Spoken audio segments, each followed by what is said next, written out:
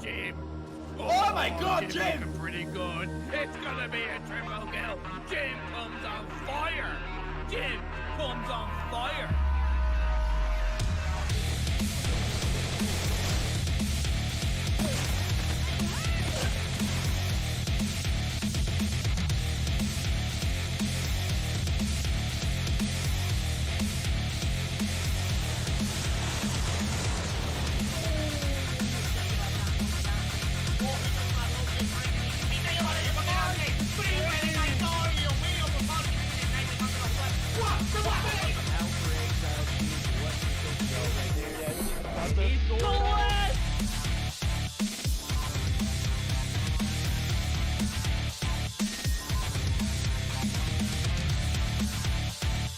He had the right angle, but couldn't land the shot. The dart scope, the two-piece!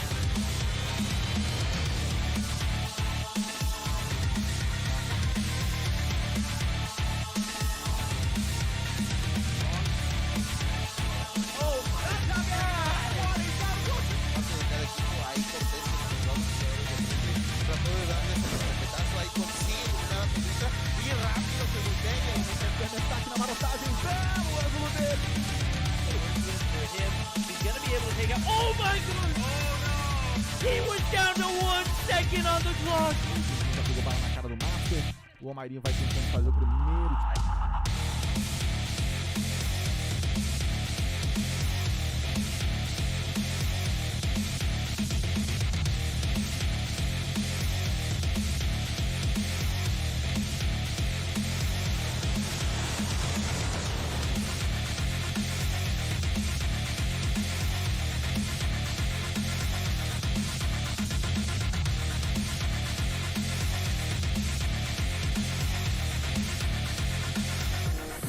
Da estátua vai tentar o tiro porrada e bomba! Vem! Clutch muito difícil de vencer, mas...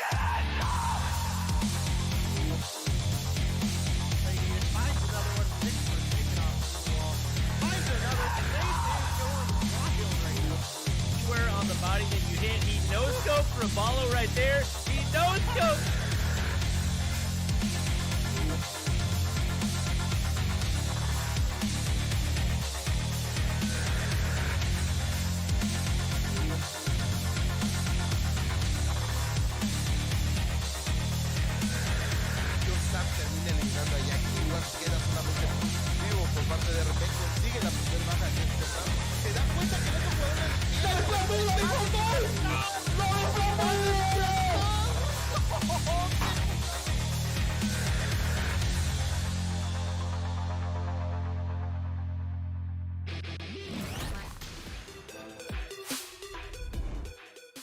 And we are back live with another day of the Mobile Mayhem EU 2021 Summer Edition.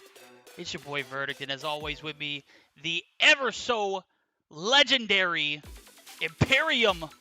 Bro, how are you doing today? I'm doing good.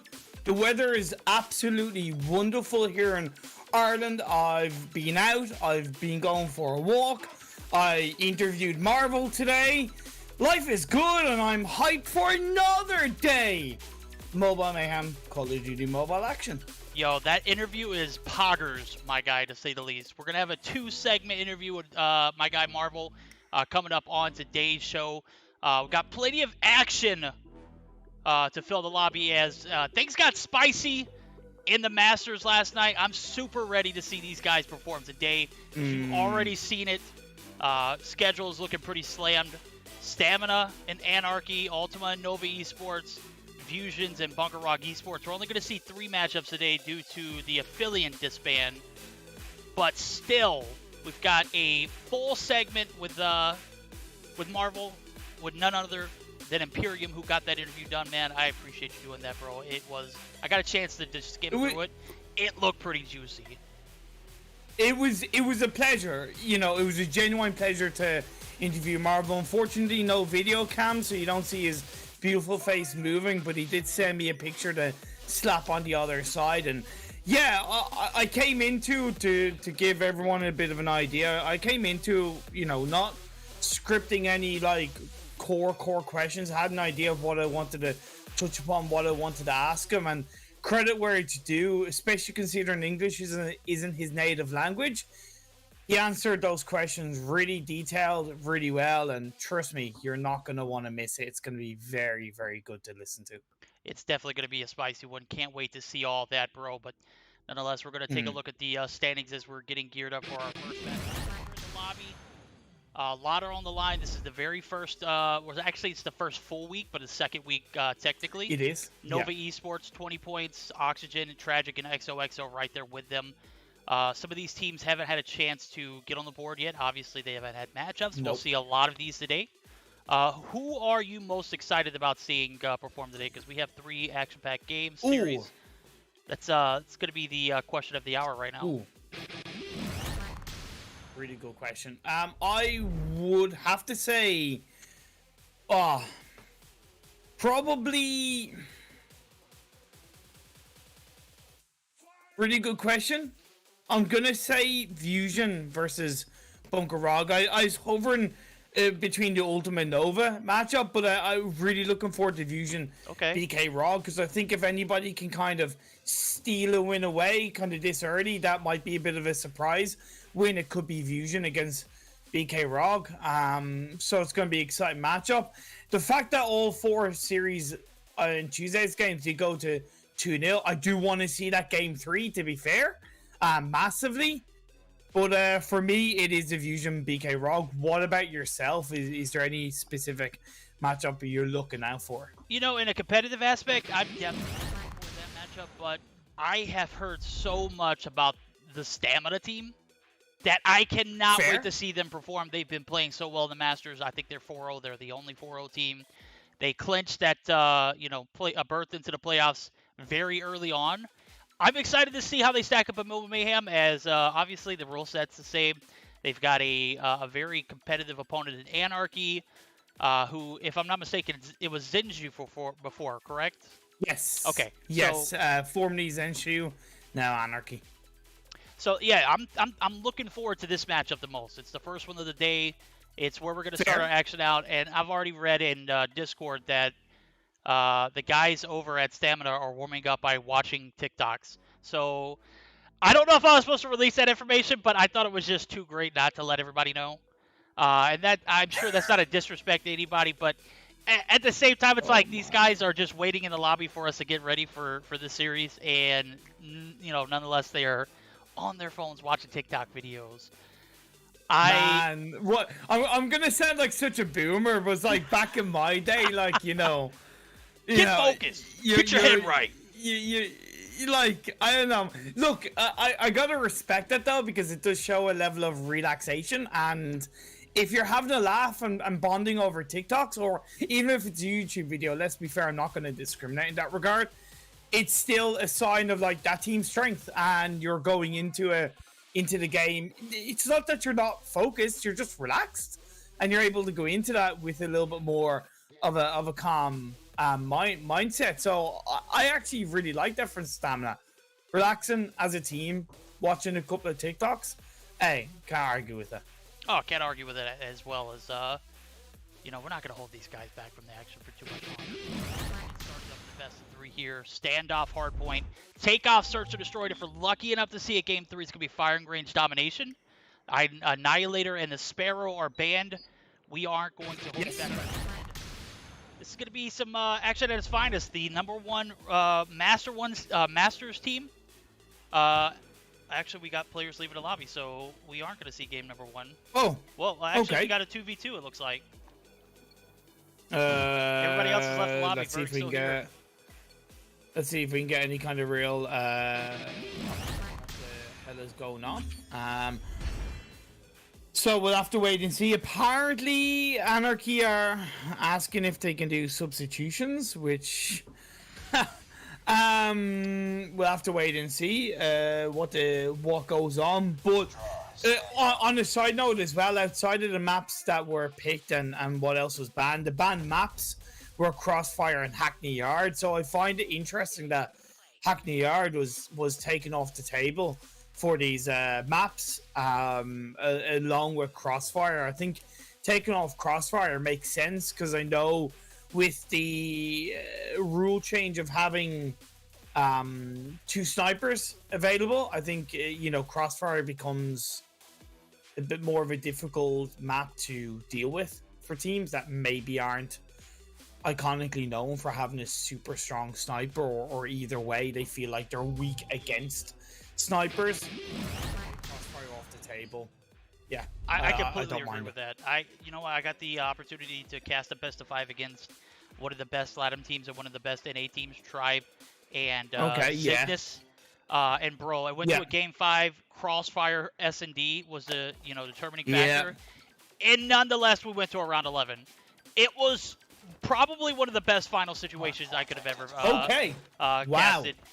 Nonetheless, game number 1 starting up. Hardpoint standoff. We're not going to back out this time. We're going to be right into the action, as we do see 2 players actually taken off the hill. So the guys over at Anarchy going to have an early advantage, as they do get the retake early on. Action is ensuing, and we'll expect to see the break come through, as Anarchy still racking up the points. Kike had a good start, but I don't like the fact that he kind of hung around in that position. I felt like he should have moved around. It became a little bit too obvious for him to get targeted. It's been turned around for the Stamina crew as they play towards the granny flat. Having a look at Grizz gets blown up the smithereens. Prinzo doing a wonderful job so far, while Narks hangs around in the corner, is going to get his head blown off by head for Shake. Very even with the last 15 seconds. Verdict: not much between the two teams. Not much at all. And I'm looking at it, and I want to say this Hyaxus player is, man, I can't remember. I saw it on Twitter earlier. I can't confirm it. If one of the mods could let me know in chat, so that way I can brief you guys. I know this is one of those situations where a player's account might have got banned. Ghoul. Ghoul's the name of the player. So Ghoul is playing under an alter account due to the situation with the recent ban sprees. It's become probably one of the most problematic things in the competitive scene, and I'm not sure if it's due to the fact that they're using red magics. I've heard a lot of rumors about that particular phone causing that instance. I'm not 100% sure, so I won't confirm or say, but I will say I heard situations where the red magic was called for. So 47 to 28 counting, as the guys over at Anarchy are actually going to get an early break on P2. They are going to be taken out, and the guys over at Stamina yet again going to be back on point. Yeah, I kind of worry that Stamina may be hanging around into his hard point for a little bit too long. I know it's not exactly out of the realms of normality in the current patch, but I feel like it could be hanging on for too long. But either way, let's see what happens. As Hixius is going to get a double kill. Nice job on him as he plays it through. Goes for the wall bangs on that one. They set themselves up quite nicely. Stamina. We talk about how well they've been playing across the last couple of months, finding their groove. They've been testing different play styles, testing the different elements of their gameplay. It is part of why they're performing so strong in the Masters, and it's currently right now why they are leading this game quite comfortably. I was in agreement with you whenever you made the comment, maybe hanging around too long in that P2 area. But when you're confident in your gameplay and your gun skill abilities, it makes it a lot easier to get an early break. We saw, I believe that was Ghoul who made the break early on. He got some help from, not Ghoul, I'm sorry, that was Inferno. Inferno had the break early on. Absolutely a beast in this matchup so far as we take a look at the scorecard and stats. 10-8 from Inferno, 11-8 from Ghoul, 11-11 breaking even for Grizz. So not necessarily getting completely out-fragged. Anarchy still hanging in there in that aspect, but the scorecard tells a different story for points. So 104 to 39 as P4 opens up bottom side of this market building, and an early break yet again for guys over at Stamina. Man, 112 leading it up. Seems like this might be one and done. Zenshu going to set up by the side of Anarchy as they look to try and make the breach. They have successfully made it work. The Death Machine isn't really going to work out in their favor. Stamina now might be looking for the breach, but here's the thing, Verdict, they don't need to really go for the breach, right? In my opinion, they can cover themselves, maybe steal a couple of points away and set themselves up for the next hardpoint to control and win the hardpoint game off the back of the next peak. Yeah, I agree, but at the same time, it's kind of that same situation that we saw in P2. You know, these guys are battling for these last 10, 15 seconds. You know, it may not be, you know, a situation where you close the game out and end it there, but it definitely sets you up in a comfortable position. Now they only need 17 going into P1 rotations. I got to give it to the guys over at Anarchy. They had a massive retake in P4. They utilized their score streaks properly. They're back in this thing. It's now only about a 70-point game, or less, actually, as I do see Narcs coming through. I'm not sure who the dash player is, but a great hold on P1 so far. Kike going to be there to do a little bit of damage control. Grizz actually going to come through for the break. Grizz popping off, picks up 2, and Kike and Primza. Game number 1 coming to a halt. 10 points is all that needed. Head for Shake, going to get the kill. Hyaxis leaves the game. What's going on? Oh my god. Ghoul leaves the game. And only 4 players left. They shouldn't have an issue, but a retake comes through. This might not be a situation that we see. There we go. I'm not sure what happened there. Yeah. He may have disconnected, but game number 1, 150 to 80 in the favor of Stamina Esports. Miney is dash player. Okay, Yeah. well, thank you. Yeah, mine is apparently that. Why do these people keep on changing their names? God, you're killing me, peeps. You're absolutely killing me. But either way, hey, good start from the boys over in Stamina. Like, the game felt relatively calm. Like, there's nothing to me that stood out massively from both sides. Not in a bad way, to be fair. I think it was just Stamina playing to their standard, and I don't think you know, the side of Anarchy really did anything massively special, so they have more to offer. 150 to 80, yeah, it's a standard result that I kind of expected. I do indeed, as Stamina, again, the only team in the Masters competition, 4-0 at the moment, so definitely expecting a lot from them. They delivered on the first game. Obviously, that 5th player disconnected in the end of the matchup, but by that time, they had already put the nail in the coffin. I'm reading chat, Matt. I'm acknowledging your comment. You posted it twice. I have had the conversation with Dave before, and that actually sounds like the situation that's happening, the crosshair on the Red Magic. It's not altering the game file, but it is doing something that is conflicting with the COD Mobile. It's bypassing something. I'm not 100% sure. The phone itself is just an absolute beast. So it's trying to force the game to run at 120 frames per second, and that also could be the factor as well. As I did watch the Spawn last night, I heard him mention that. That phone itself is just like a micro PC. It is literally a handheld device that is also a PC that delivers absolutely phenomenal performance. So I could definitely see that being a factor. I'm not 100% sure on the reason why again, but that is one of the theories that are floating around.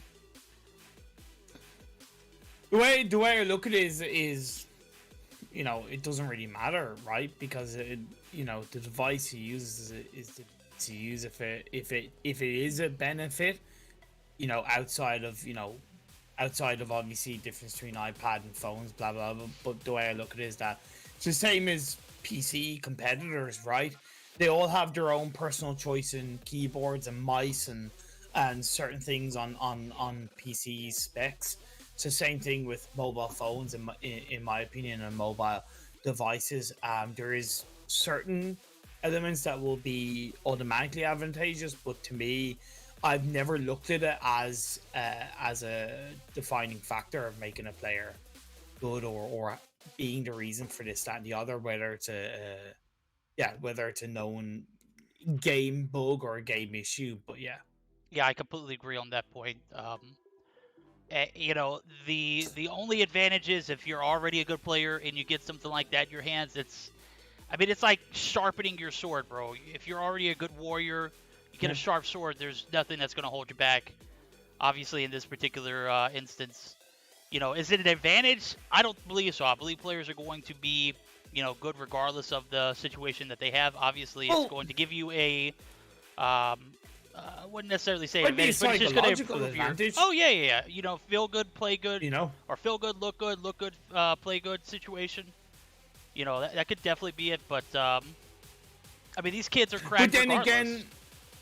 Yeah, and then again, at the end of the day, and without, I know we're also low-key going off topic as well, but it's like, when it comes to what will hopefully be, touch wood, a live event, all players are going to be using the same devices anyway. Hell, look at Champs last year, all the players, as far as I know, had to use a Sony device, if I'm not mistaken. But a LAN event, 100% everybody will be using the same device anyway. So you know, it's 6 1, half a dozen the other. In my point of view. You know but what? Then again, I'm not a competitor. In your point of so view, I'm gonna go ahead and tell you. You set me up there when you told me to knock on wood. I'm watching the my mom's dog. Yeah. He's over here. He's a big little thing. He's a wide. Yeah. And needless to say, I knocked on wood. I knocked on my desk, and it sounded like someone knocked on the door. And that was a setup, bro, at the finest. I knocked on wood, like you said, my guy, not knowing. That's the lack of situational awareness from Verdict there. Which is why I'm a caster and not a pro player. Oh my lord! My but God. getting into let's get kind of back, you know, on topic of this series. Game 1 going over to Stamina, pretty kind of low key expected, but Search and Destroy takeoff for Game 2. Like, I think every chance for Anarchy to get back into it. I really want to see Kike show his massive potential, and if he can really kind of be given the freedom at times to pop off, man, I could easily see Anarchy take this game too. I am looking forward to see how Anarchy answers this one, as I did see Kike's potential in Game 1. I'm also looking forward to Miney sniping. I don't know if you know, you guys followed Miney. I know who am I kidding? Everyone follows Miney. Miney is an EU GOAT. And he's one of those icons in this region. And he's literally great at everything he does. Like, I've seen him play COD Mobile, phenomenal, A1. But then I've also seen him play console. Dude is just an absolute beast. So I'm looking forward to seeing how he does in this next game. As this is going to be a determining factor if we go to a Game 3. These are the two players that we're going to be taking a look at to be standout, you know, players in this second matchup as we're getting geared up. Game number 2, we need to flip the Anarchy Stamina as well for the Ronan or B, whoever's out there. I think it's B as far as I know. Actually, no, it could be Ronan. No, it's Ronan. My apologies. Stamina are going to be starting as the attacking side. Percy, I don't know. I'm just finding it hard to be like a massive fan of snipers in this map. I know technically it should work, but or at least if you're going to use a sniper, to me, you only use one sniper. Just because of how big the map is, and when you're looking to control, I feel like it might slow you down a bit. But Grizz is going to kick things off. Getting a kill on the Primza. It's going to be returned by Miney, so that's going to work out. Toby did have a tiny bit of a connection issue, but he's found his way to that site. About to plant that bomb to kick things off, while Inferno's going to cover him from the other side on the high ground. Yeah, Inferno getting great positioning here as he's going to be overseeing this A site. He doesn't necessarily need to be active here. This is just like a last resort kind of situation, because you got Toby, who is playing the aggressive role, gets the bomb plant down. He's going to be, popping down, getting head for shake. That is tough. Toby picking up another, or the first one actually. Veer going to be left on their own. Actually, Kike's still alive, so Kike making a full push onto the spawn. And again, there's Inferno at the top lurking. This is that last minute opportunity. He's going to take some shots. The bomb is yet to get defused yet. Kike, is he going to be able to get it in? No. Oh my god. Goal. Oh my god. Goal. The disrespect with the double kill on the axe. That's That's BM, and I absolutely love it. You know, good round one from Stamina, clearly playing with their food right now, and Anarchy. Use that fuel and turn it into fire, my friends. You know, use that BM and go, okay, you want to play that game? That's fine. You want to play with fire? Well, you're going to get burned. Skull looks to have a little bit of reconnect. Narx is going to get the first kill on the head for Shake. Vire returns on to Toby. Couple of snipers connecting through while Grizz finds Primza. We're going to see this bomb get picked up by Narx, making his way onto the A side. It's a 3. Oh, no, Narx going to be taken down. Kike picks up 2. Yes. This is exactly what we were looking for. He has potential to do great things. He's doing it already. 2 kills in this second round. Definitely going to make things a lot easier. Inferno might be spotted. He's going to be the last player alive yet again in this top area of the he's on that oversight area, so he really can play this conservatively, but he's only got about a minute before the round expires. We're going to see him pick up 1 in Miney. That's going to give away his location. Viri and Kike going to be there. Inferno takes some shots. Kike's weak. Yeah, but he still has to be careful and thread with caution, right? He knows he's up in a 1v2. Viri wraps around, gets a kill onto Inferno, and that is the first round going over for the side of Anarchy. We're now at 1 apiece. You know, why do you think I mentioned Kike, to be fair, right? I know what this guy can do. He's one of the strongest individual players in EU COD Mobile, and I don't say that lightly. He is really dangerous. He is indeed. Got some great teamwork there from Viri as well. Miney going to go down early as Ghoul picks up the first kill. Oh, man, Ghoul going to be taken down head for Shake as well. It's a 2v4 scenario, Primza and Kike. Kike's one of those players you got to have alive in this situation. Thank God he still is. This is giving me hope. Grizz going to be spotted, but Ghoul going to be there to spot him. Bomb's going to go down. Primza is going to be left in a 1v3. Bomb is planted. 45 seconds. Primza gets 1. There's another player pushing backside. Ghoul has just been an absolute terror here in this search and destroy so far. 6 and 1. Yeah. For Ghoul. Yeah, just losing too many players too quickly in that round really hurt Anarchy's ability to claw their way back in. I'm curious of what you think of Kike's use of the Holger, to be fair. You know, I like it, but I also think it's possibly hurting him a bit. I don't know. You know, I'm curious of your thoughts on it, though, Verdict. Oh, on a map like this, I could approve, but at the moment, he's breaking even, only 3 and 3. Is it a weapon that he can maximize the most on this map? Probably not. I feel like a SMG for close range encounters, even though the Holger is okay in regards to like high magazine capacity. Yeah. I just don't feel like it is necessarily the weapon he's using. Ghoul yet again going to pick up another as he takes down Viri. Narx and Ghoul going to be playing together. 2-1 scenario. Miney going to be left in a 1v2. Bomb is down at B.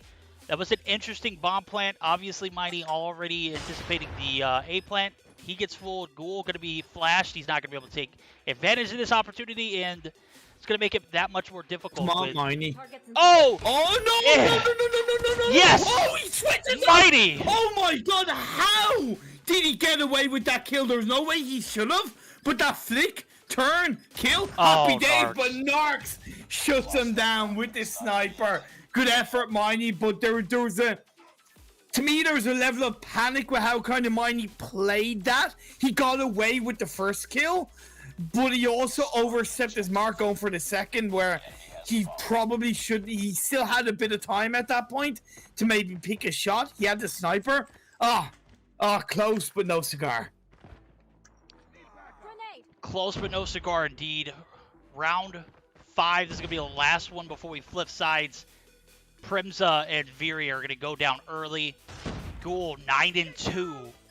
Just absolutely violating at the moment as he takes down Kike there too. That is huge. Narc's going to be there to take down Miney. Head for Shake is going to be the last player alive. Throws his flash. 1v4 scenario. Bomb is already planted. Inferno going to get spotted. Inferno going to get taken down. Ghoul going to be there for the refrag. Who else? But Ghoul, man, he is a menace to this Anarchy roster so far, and every momentum needs to shift in favor of Anarchy. They need to figure a plan out here, switching sides, and they need to commit to it as they're going to be attacking. They get to set the pace, they get to set the tone, they can be aggressive, they can play patient. They need a round here more than anything.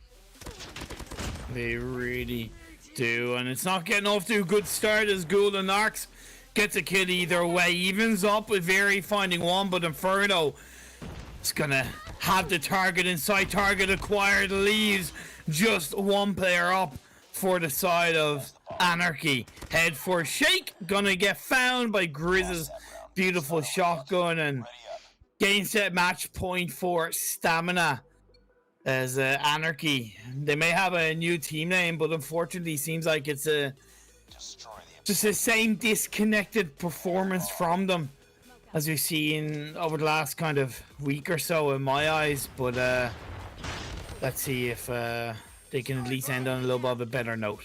It's a 3v4 scenario, 2v4 now, not looking too well. Narc's going to be pretty weak here, but he's going to have some great teamwork from Grizz, who just comes through. Grizz picks up Jesus two. Christ. Only breaks even, but 2 big kills towards the end. That is going to be our first series, and we guessed it. I was hoping this game would go to, or this series would go to a third game, but as you saw, just a 2 OP Stamina coming through, getting the dub. 2-0, as they're going to get 20 points from this and put them in that first place positioning, tied with 4 other teams. So very well played from Stamina.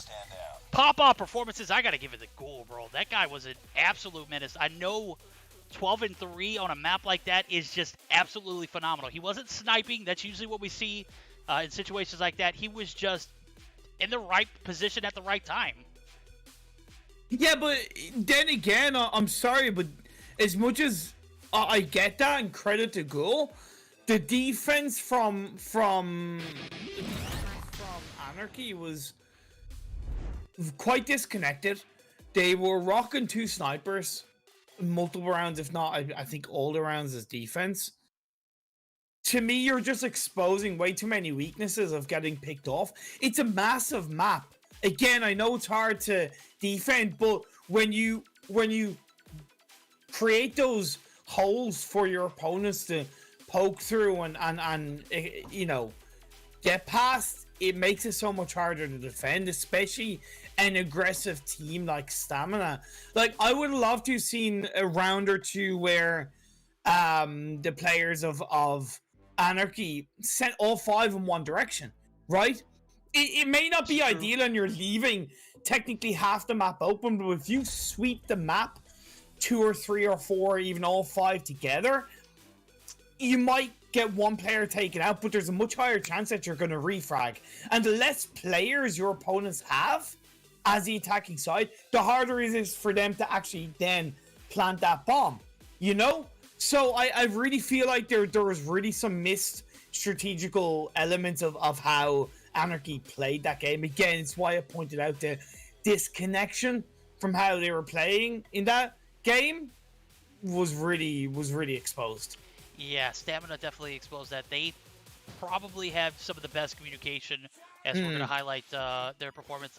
There were multiple times where I saw Narcs weak and Grizz came through or Ghoul came through. And even if they, they dropped a player, Ghoul was right there to get a refrag. So it wasn't like they were ever out of positioning, unlike Anarchy, who just seemed to be all over the map at times. It was never a collective push, as you mentioned earlier.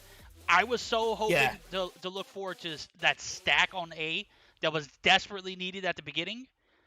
It didn't come through. And the fact that Inferno was able to push all the way up into that tower above, or that second story positioning above the A site, kind of overlooking, like, I mean, there should be no reason why a player should be up there without any kind of, he went uninterrupted like 4 rounds in a row. And from a strategic standpoint, that might not have made or broke the guys over at Anarchy, but it was a little bit of, Stamina just showing off their map control and awareness. Like, if they're able to take that particular positioning, I mean, I don't know what else Anarchy could have done there. I mean, contesting that particular position would have been something I would have, recognized off that first round. I didn't get that recognition from them, so the lack of awareness and situational awareness from Anarchy definitely played a factor in game 1 or game 2 there. Yeah.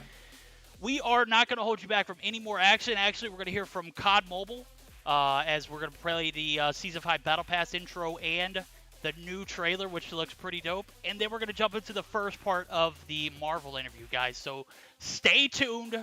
After this commercial from COD Mobile, we'll jump into that first part of the Marvel interview.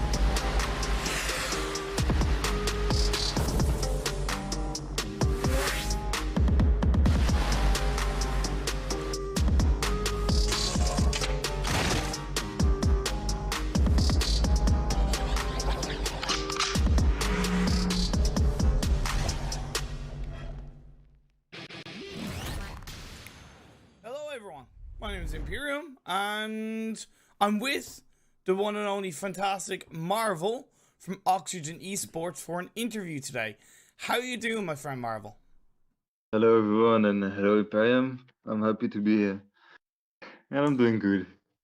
Good. Well- So let's start by kind of, telling everybody a little bit about yourself, right? Because we all know these players that are kind of in-game and all that jazz, but we tend not to really maybe know them too much as people or as, outside people, so to speak. So tell everyone about yourself.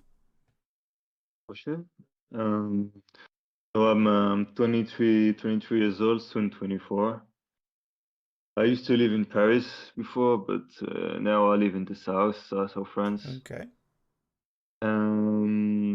I run a company of who make like electric cable and Okay. and install them, install electrical cable, optic fiber, and everything. Wow. Awesome. Yeah. Awesome. It's good to hear, man. See, that's it's cool to get to know stuff like that. So, how long have you been playing COD Mobile for? First, I wasn't really like playing it. Like I was just like playing it for fun. I would like to say season 1, but like season 1, I just was like playing public matches, and so I would say, for 1 year, one good year, maybe more. One good year, and let's be fair, it's been a very good year for you to be honest. And before COD Mobile, what kind of video games were you into, and what I suppose developed the competitive edge of things which you now are bringing into COD Mobile? First, I was a kid. I was playing World of Warcraft. Okay. I was like addicted to it. But after I switched to Counter-Strike, I played a lot of Counter-Strike. So maybe, and that SND and strategic side was really interesting. But I was like kind of bad, so so to be fair, I switched to COD after on PC as well. And I was like a COD lover, so when I heard about Call of Duty Mobile, I went to it, and then I don't know, I just enjoyed the game, and it just bring me to the competition, and I'm a competitor in my life, so that's cool. That's cool, man. That's cool. So it's good to hear that kind of gaming background, coming from, you know, a level of PC gaming and transferring that experience and somewhat base knowledge that you'd have and bringing it to COD Mobile. And look, so far you've been definitely successful within the world of COD Mobile. But, you know, what is your goals within COD Mobile competitive? What would you really love to achieve? In COD Mobile, I think like everyone does, it's of course the World Championships. I would say the first step is like the qualification. Okay. The qualification. Then after of course the winner. Yeah, of course win the World Championship. And would you like to go to? I presuming you prefer that to be like a LAN event where you get to meet all the competitors and obviously play with your team in the same booth, so to speak. Yeah, that would be awesome. It's like over the money and everything. It's like an experience. Like you get to travel. You get to a LAN event. I never like experienced that in my life. Like a LAN event with competitor. I mean, in different sport, I had to. I mean, I did it, but like in like competition in esport, never. So yeah, that seemed to be a really good experience as well. Cool. Well, before we kind of get to that stage, there's obviously going to be the qualifiers, and we have the likes of the EU Masters, and you have qualified for the playoff for the EU Masters. How has that experience been, and has it really kind of helped step up you and the team's game and level of competition by competing in the Masters, which is something, you know, some might say is you know, that kind of next step between a community tournament like Mobile Mayhem and then the COD Mobile Champs? I would say Masters. We got like easy but not easy matchup because we got first. I think who's the last right now. We got after we got the XOXO, which is a really good team. This day they really step up, and yeah, we end up losing 3-2. A really close match, and after we got like three more matches, but like more easy. But it was just like but it was good for us because this day we wasn't really performing well, and I feel like we needed like to bring back the mental ace, bring back like really the best of us. Just so that was a good matchup for us actually to just get back at it. And and for Mobile Mayhem and every other tournament, it's just like a really for my perspective, it's just a really good practice. Also, like it's plus the scrim, like everyone, like right now I think like our major community event is Mobile Mayhem, and everyone like it, and that's just making an experience, making like every top team like really get better, know more each other, like build a chemistry between the team, like outside of the master, like in the tournament, but outside of the master and stuff. Like, because we never really know how like people really play in big tournament. So Mobile Mayhem is like that can help. Yeah, for sure. And that's the thing. Like, I love that you bring up that point, because it's something I was gonna touch upon now. Is that, to be fair, we're extremely new into the actual competitive spectrum of COD Mobile. The champs last year did happen, but obviously due to the pandemic, it was online mainly, and you know, that was its first iteration. We've waited a long time now for the likes of the Masters, and there was the throwdown, the 80s throwback event.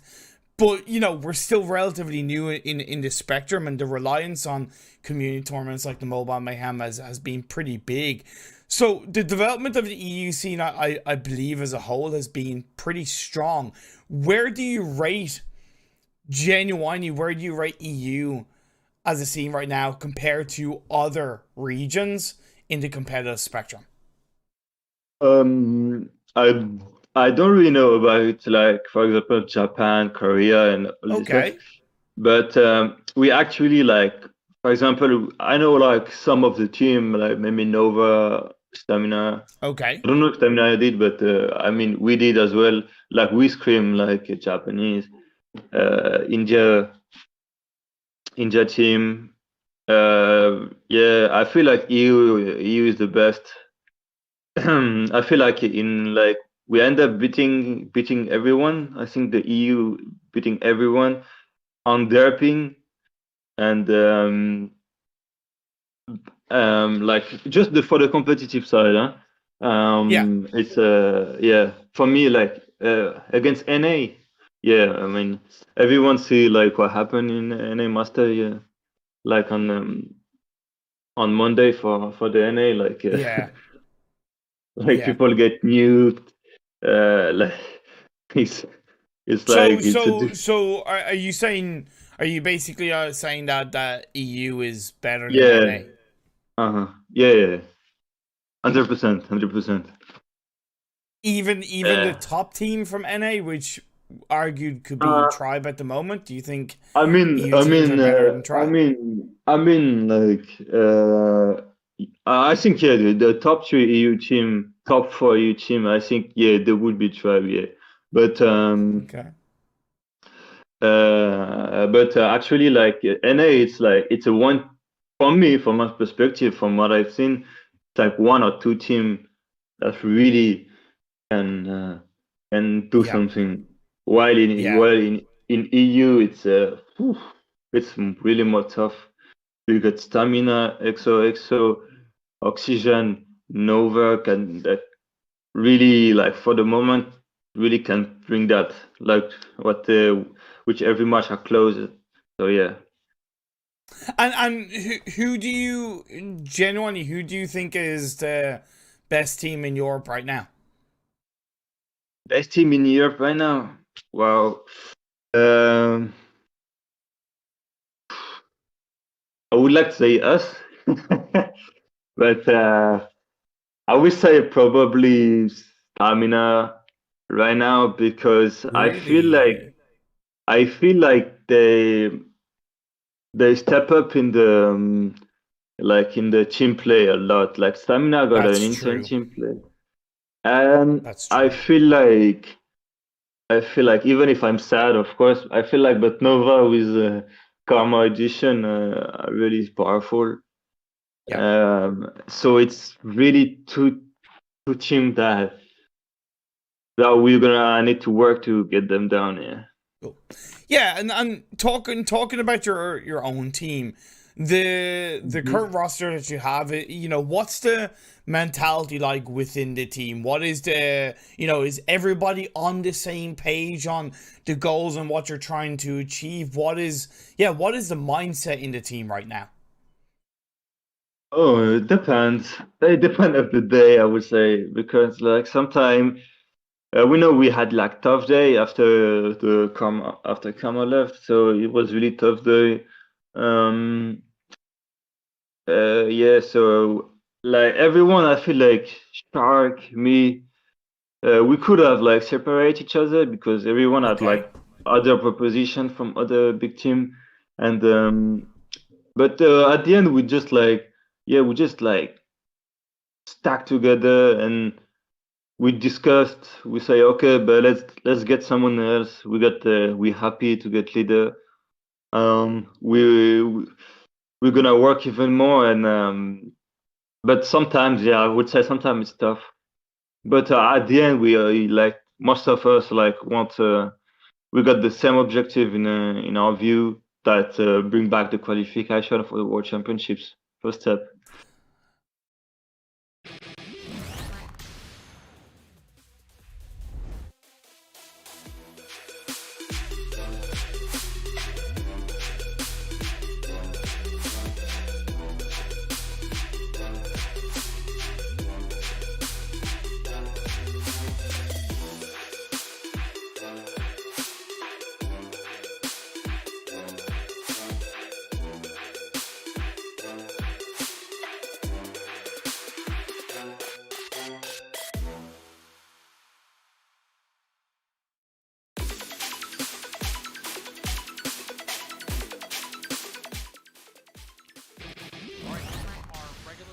scheduled matchup of the night, which is supposed to be Ultima and Nova Esports, is going to be postponed. We are going to see if we can get the next match in first before we have to, you know, have another forfeit, because at the moment we're only going to be able to stream 3 series as is. So we're trying to find a workaround for this. So stay tuned as we are getting ready to get these next matches in the lobby. It's not going to be Nova and Ultima. It's actually going to be VusionZ and BK ROG Esports. Hopefully we can secure the Ultima and Nova Esports afterwards, which, you know, it's a situation with a player not being available at the moment. That is quite all right. We're going to see if we can accommodate as we're going to get geared up. And, you know, less about that, more about that interview, bro. What a way to, you know, start the season off, dude. That was an absolute beast of a interview from Marvel and you. Yeah, and that was only part 1 of 2. There's a second part coming up. I honestly, you know, I listening back, even me listening back, I was continually like surprised at how well he answered the questions, and I did do my best to obviously be somewhat specific with some of the questions, but then leave it open for him to take it and then talk about something else, or the freedom to. And the fact that he did that was perfect for me as somewhat of an interview. I didn't feel like you know, because with some people, especially with, you know, younger players and that aren't used to maybe being in some form of public eye, sometimes talking to players can be like trying to draw blood from stone. Credit to Marvel, complete opposite. I asked him a question, he answered, he expanded, and he was honest as well. I really felt like you know, talking about the mentality of the team, talking about the best teams in Europe, and not automatically saying his team, even though he'd like it to be, and recognizing the strength of the other teams around them. Dude, that was like, I was smiling, but I was smiling even more in my head, because I was like, God damn it. Come on, so Marvel, man. Seriously, much love to you, man. You know, massive, you know, I'm your number 1 simp, that's all I'll say. But, you know, legendary guy to talk to in those moments. And the second part is going to be, in my opinion, just as good, if not better. Oh, I gotta absolutely agree with you there. And I'm reading a comment from Ashiko in chat. Marvel told us his whole life story. Guess what? There's more. And due to the situation and circumstances, we're not going to see that third matchup tonight. So the Nova and Ultimate match is going to end and result in a DQ. It's going to be an easy 20 points for Nova Esports. Ultima is going to start off in the hole. Shame. As, you know, they had a situation where they didn't want to 4v5 Nova. I don't blame them. So before we talk about the next series, Jim comes through with the 49 Raiders. What's good, Jim? We're actually going to potentially air the next portion of the interview before we get started, because it would only be fair that we show it now instead of after the last matchup, which is technically our only second, you know, matchup of the day. That's true. So that's true. Before we do that, we are actually going to get a chance to hear from COD Mobile Masters, as the Masters is going to be airing this weekend. The finals is starting on Saturday the 17th and Sunday the 18th. EU action starts at 8 a.m. Pacific time. That would be 10 a.m. my time, which would make that about 5 p.m. Central European time. So I'm not 100% sure if that's, you know, completely translating, but that will be the situation for Saturday and Sunday this coming up weekend. NA will start 2:30 p.m. Pacific time and 1 p.m. Pacific time on day 2. So check out the broadcast on the COD Mobile Esports YouTube channel. Nonetheless, guys, let's hear it from the COD Mobile Masters. You don't want to see me with no limits. Rise to another level, dream to the finish with a team independent, yeah. We moving like a steamroller, really, we extreme with it, feel me kind of mean with it. The rise will be televised. Are you ready for the rise? Are you ready for the rise? The rise will be televised.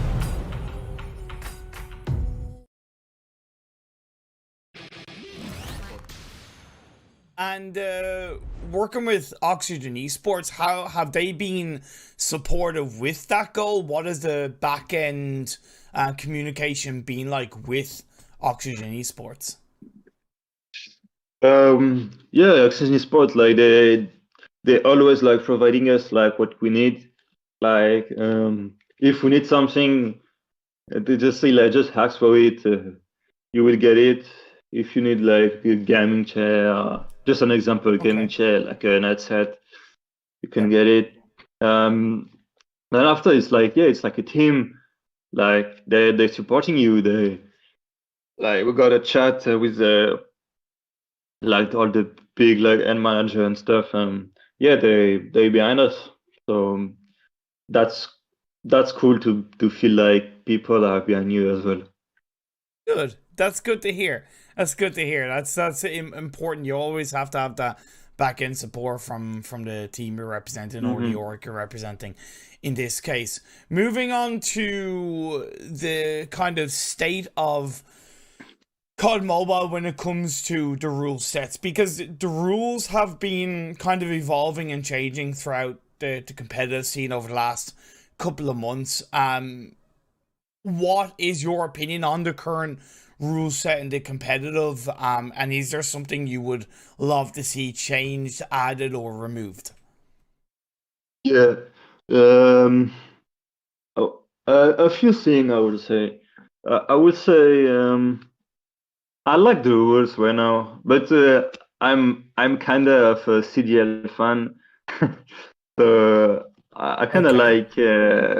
I want to see like something like like Mayhem last year, like for example 250 in hardpoint, 100 in dome. I would say it as well more like game mode, maybe because SNT dome and hardpoint. I feel like we know how to play it now, but overall right now I'm getting used to, so I guess it's fine. They did a lot because they finally listened. They banned some streak.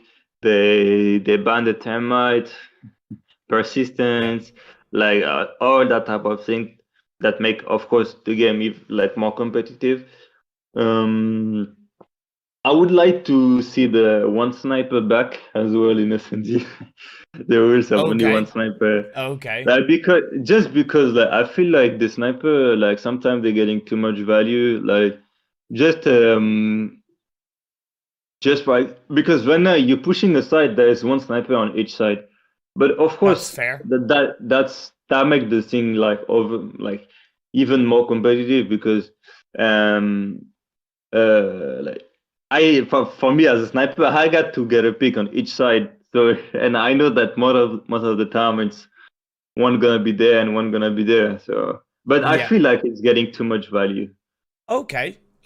So you think scaling back to having only one sniper would just be a little bit more balanced and competitive?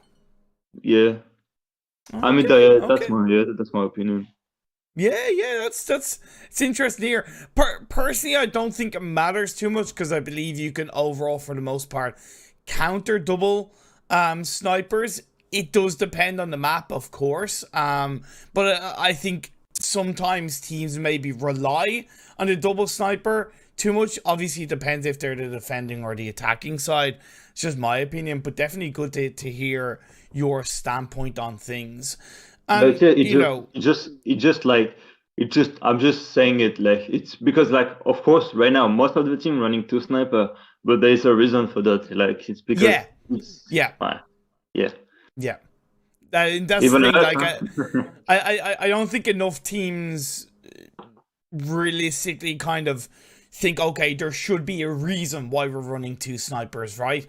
You know, and they just run two snipers because they can, so to speak. I'm not talking about the top teams, of course, but you know, just food for thought in that regard. And the mentality of competitive in terms of, you know, I would like to think that from my standpoint that most of the top players in Europe have relatively the same skill level when it comes to, you know, gun skill and reaction times. You know, is there anything that you are doing to give yourself and your team the extra like edge mentality over the other teams?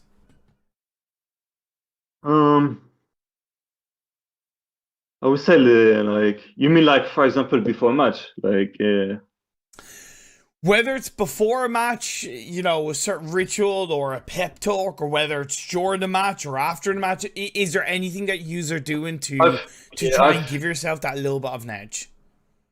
I feel like we got like we don't have like that much people in our team that can really motivate the other. Okay. But I feel like for example me and leader are like really doing that, like really trying to like give some slap in the head just before the match to wake up. And we sometimes we got like a speech sometimes like before really good match. We got Flower as well, our coach, that sometimes giving us advice. Yeah, you should do that. You say let's go, was motivating. So yeah, awesome. Overall, all the team is motivating everyone. Good. It's good to hear. I think it's important and it's underrated in competitive gaming, to be fair. For up and coming players, Marvel, is there kind of a couple of points of advice you can give to up and coming players on how to, I suppose, kickstart or improve or, you know, get to that next level to earn the opportunities to obviously play in tournaments like Masters and with teams such as Oxygen and Stamina and the other teams? I feel like you need to build like an experience.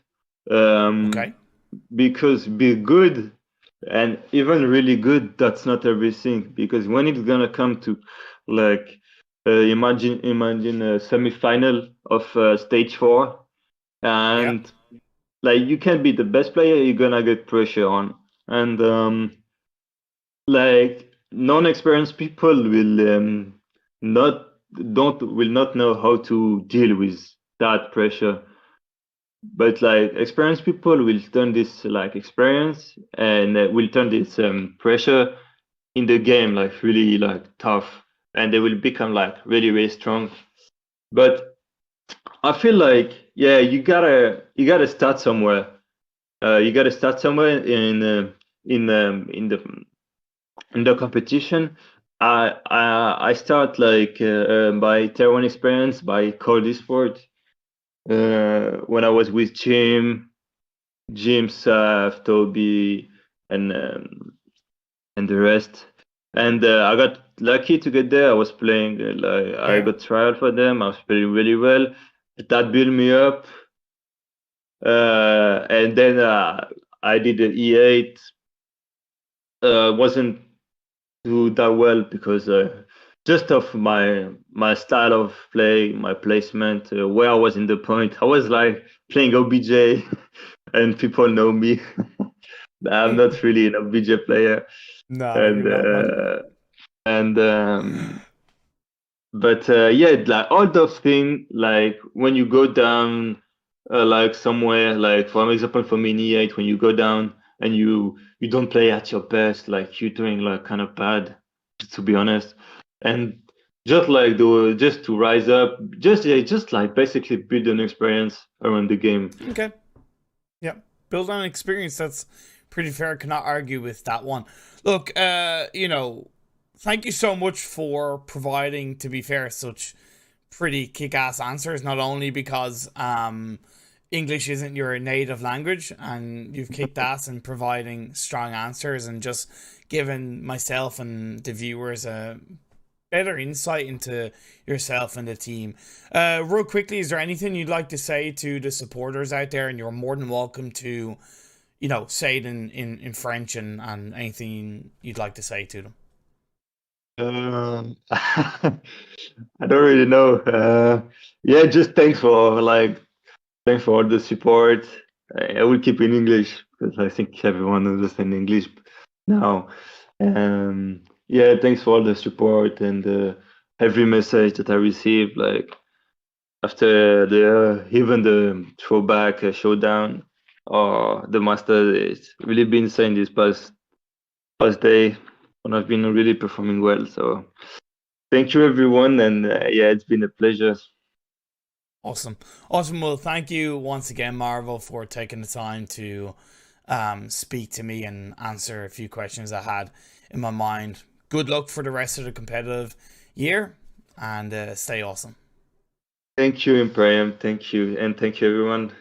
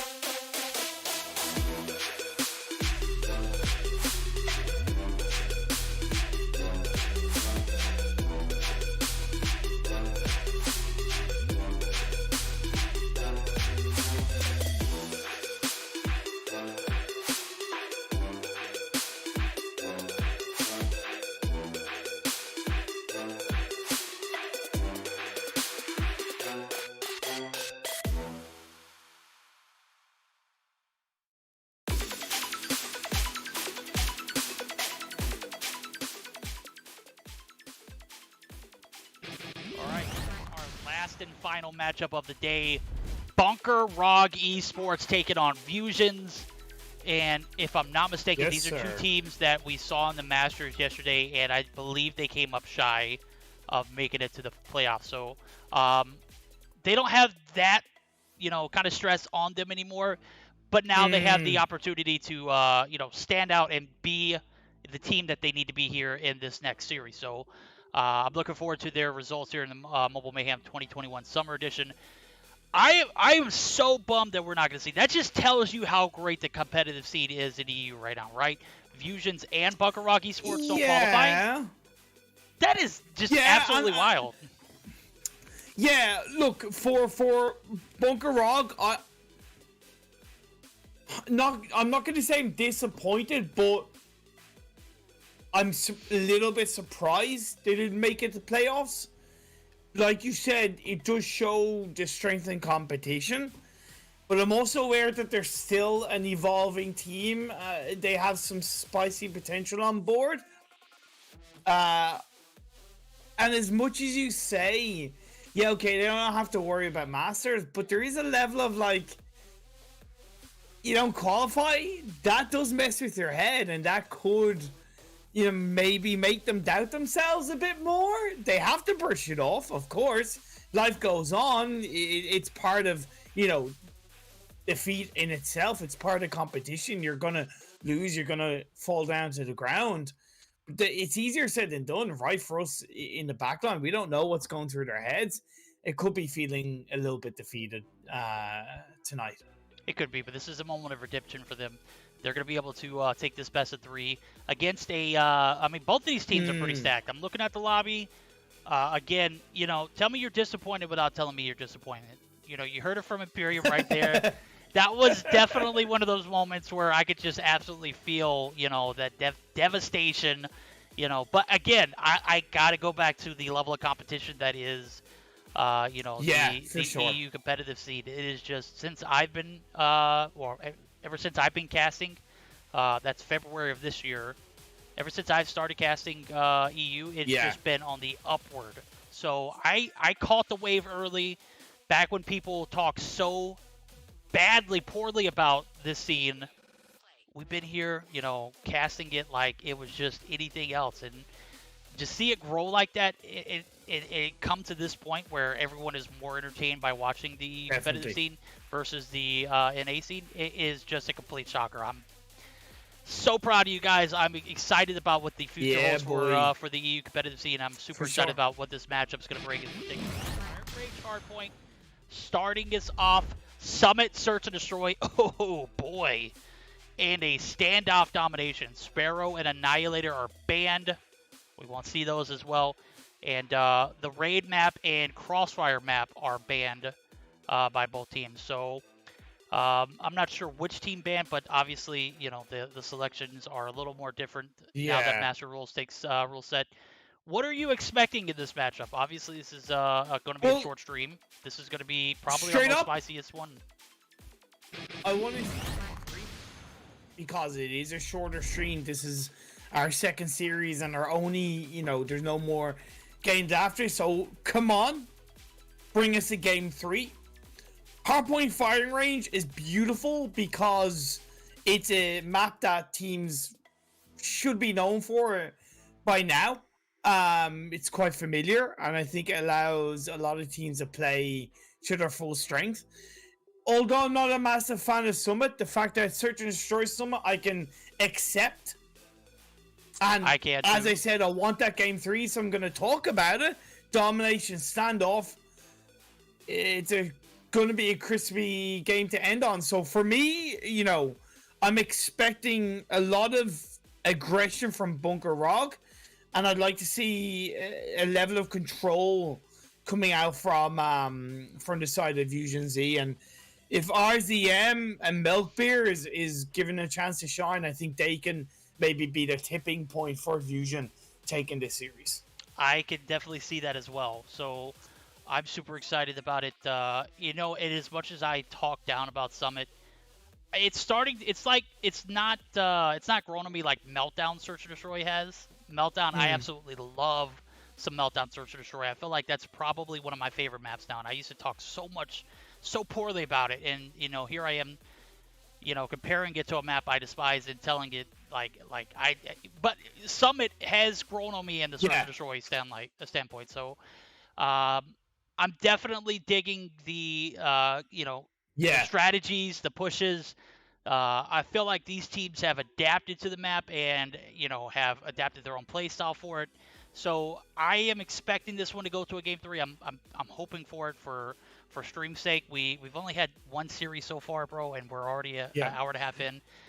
You know what, guys? I can't control it. Aphelion and Tragik situation, we couldn't control. The Nova and Ultima situation, we can't control. Nonetheless, we're going to have this one to end our stream up with BK ROG Esports and VusionZ. Who do you think's going to win, though?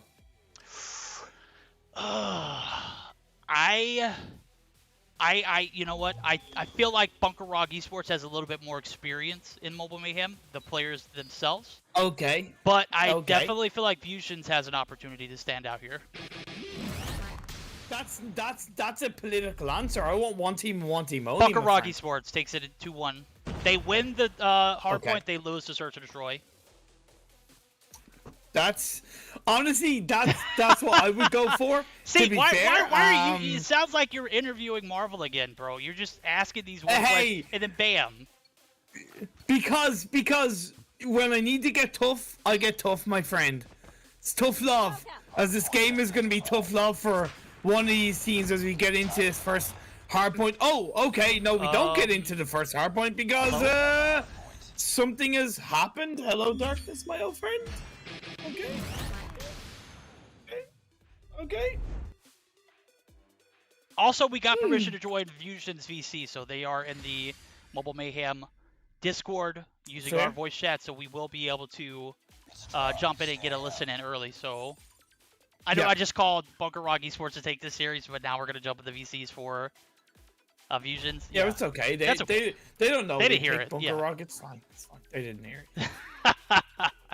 Plus, I'm open to be proven wrong. That's the thing. Like, you know, I sometimes may pick a team in these kind of situations, but I love being proven wrong, right? Because when I'm proven wrong, it opens my eyes a little bit more, right? You know, it's like I'm losing, and I will always say you can nearly always learn more from a loss than you do from a win. So yeah, bring it on. Prove me wrong, Fusion. Right? You Take heard, that goal. hey, the challenge is up, Win bro. 2-1. The ball's in your Yeah. court. You know, this is your opportunity to pounce, man. You've got an opportunity to prove not only ImPERium but myself wrong. So we'll see if they can rise to the occasion. We'll jump into their VC regardless of the scenario and just you know, kind of get a listen in. I'm extremely excited about jumping into their VCs for this hard point because again, I called Bunker ROG Esports to win this first matchup and lose in the Search and Destroy. I want to hear those comms if they are down, but I also want to hear them if they're up. So we'll see. We do have everyone ready in the lobby. We're gonna get started up here. Hopefully, what is going on? Oh, cool. Come on, Bruh. Fusion. Bruh. You know? Come on, bruh. Bruh. Come on. These viewers want to see some COD Mobile action. They're sick of looking at my face. I can tell you that much. They're absolutely sick of looking at my face between the interview and what we've had so far. And they're probably, with all due respect, as much as you are a beautiful human, they're probably sick of looking I'm at sick your of looking face at me, this bro. stage of the.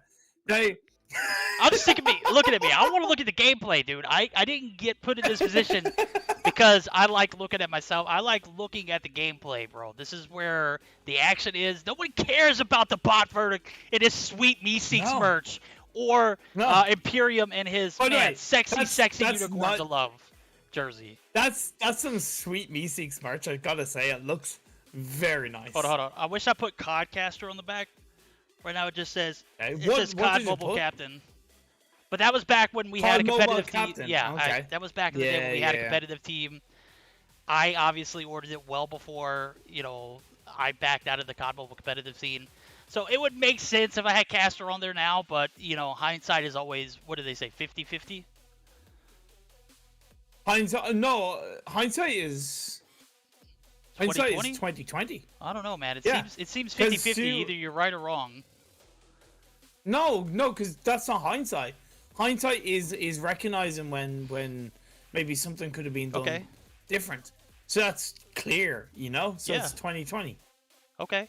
Yeah, I mean, vision is 2020, but looking back on it, I mean, you either made the right choice or wrong. and when you have vision and clarity on something being wrong, that is hindsight. Look, right? I'm obviously picking at you. I know it's 2020, but I heard someone say 50-50. I was like, man, that sounds pretty decent too. That's an interesting conversation to bring up because I'm trying to fill us today, and I couldn't help it. What is going on? I love the fact that we just had a debate over 2020 and 50-50. Yeah, to give you guys an update. So the situation is, so the boys from Bunker ROG left the game, but Vusion actually got a kill before Bunker ROG left the game. So what's being done is it's simply being analyzed to determine what the ruling is, what the situation is. We apologize. There's unfortunately nothing we can do about it. It sucks monkey ass, to be perfectly honest. You know what? But we're doing our best to bring you some. You know what? I couldn't expect action. anything but this happening right now due to the fact that we've I know, had right? two series forfeits. We've got an issue in game number 1. We might not even be able to listen in on comms. As Vusion, I picked them to lose the hard point and win the Search and Destroy. Now we're going over to the Search and Destroy, and they're up 1-0 off the backs of a DQ. Well, I'm just making sure that it's an actual, that's the official, so to speak, ruling. We're just making sure. Okay. Perfect. Basically, the official ruling, and as the rules state, you need admin approval to leave after the first kill. and they didn't get essentially admin permission or admin approval after the first kill. Therefore, the first game has gone over to Vusion. So we are still going to have the continuation of the series, but we're moving straight into Search and Destroy with Vusion being up 1-0. So I'll go ahead and speak on that too, because that's Okay. a tough one to deal. They need admin approval to leave a game in a situation that happened in a split second. At this particular time, they just need to know that you can't leave a game after someone dies.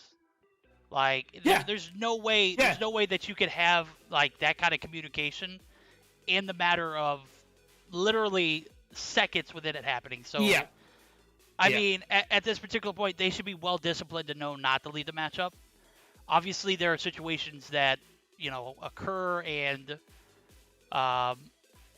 they should have. I get that. I won't repeat. Look. I think it's important that rulings being finalized, they take the L and they move on. That's the way Bunker ROG looks to do it, and we'll get into this game 2 very soon. I was looking forward to seeing Fire Range really on Hardpoint, because I really do like that map, and the different points really allows for different levels of playstyle to shine, to be fair. However, moving into Search and Destroy Summit is going to be quite interesting for Bunker ROG. Look, they have it all to do. They are one game down, so that comeback needs to happen, and if it does, we are going to get this game number 3 that we were expecting. So at least we can still say we were right in some way, shape, or form of going to game 3, but a little bit of a flipperoo. It is indeed, yes. As we do see sides flipping, we're going to have the guys over at VusionZ on the defending side. Oh, no, actually the attacking side. The defending side is going to be blue. So, Bunker ROG Esports, I called you. This is going to be a complete, caster curse at its finest. Like I said, VusionZ was going to lose the hardpoint. They won via DQ. Now we're going to jump into Search and Destroy, and Bunker ROG has an opportunity to come back. Will they be able to prove verdict wrong yet again? As we see everybody loading into the lobby, everything is square on that end. Who are we looking at? I'm looking at Ragox. Is he going to snipe in this matchup? He struggled last Thursday. Oh, no. We got 2 snipers on this map, bro. Come on. Especially as defending side, to me, you don't snipe on Summit. To me, it's very rare. Maybe as attacking side, but either way, he is pulling out of the bag. Did connect a shot off, but at the end of the day, is going to go down at the hands of Milkbear. Return fire with pan onto Milkbear, so that that counter frag has been played out, while RZM has pulled out that bomb plant very early on.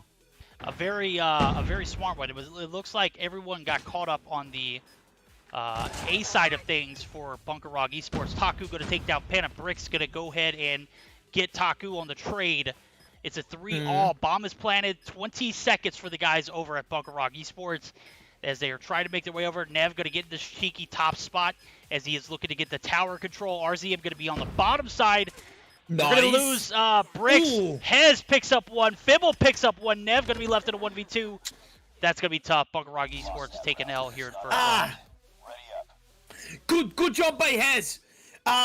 He took down RZM, but he should have backed off after grabbing that kill. I felt like there was no need for him to really kind of continue forward without, having the information. You were able to catch out and grab a kill for that.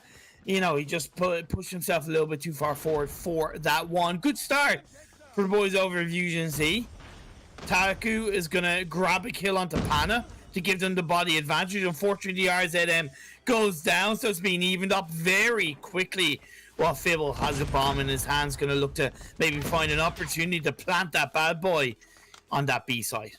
Yeah, he's not going to have clearance right now. However, there are 2 players on the A side of things, and I'm not sure. We got 1 player watching the B side. That's Ragox now. He hasn't necessarily been as dependable as we'd like him to be. In the past, he has just been a very consistent sniper this season. However, it's not necessarily the case. It's the early beginning here for him, so he's got an opportunity to step up. Pana, however, has been one of those players that I saw pop off last week rather.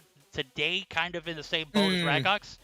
We're going to see Fibble actually make the push over to the B catwalk area. I think the laser is spotted by Fibble as Ragok's going to be right there contest. It is laser. Big frags from Fibble. But, like, Ragox was reloading. Why did he step out in the open while reloading? Does the I was he reloading. There was nobody there. Yeah, but it's a split second, you know? When you're reloading, you don't have the time to covers. Fibble's going to get called out. So either way, the Bunker ROG side have been able to grab a point in return. Hez grabbing that double kill in the end. Look, Hez is a player you don't take for granted in these COD mobile games. He's a guy I've seen clutch up, step out, and just evolve so nicely over the last couple of months in the esports spectrum. Really exciting to watch him play.